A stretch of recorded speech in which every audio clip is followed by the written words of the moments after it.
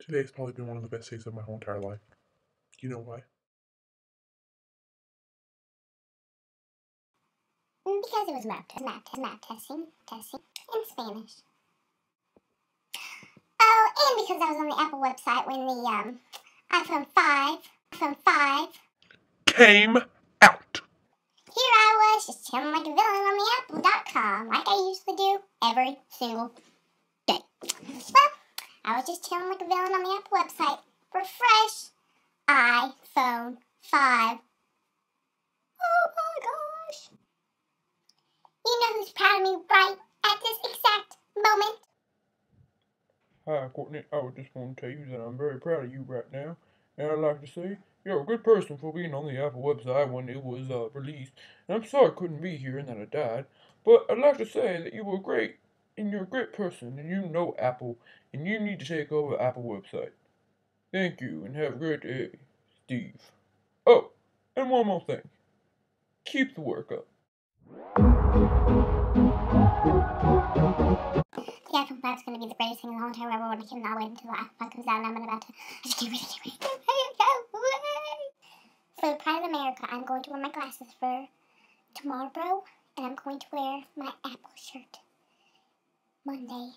For the love of Apple. I love Apple. Apple, I love you. I hope you love me back. We will be best friends one day. The iPhone 5. This song I'm about to sing is for Steve Jobs. Steve Jobs is from Cupertino, California.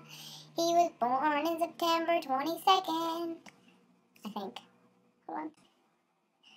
Steve Jobs, you were born February 24th, 1965.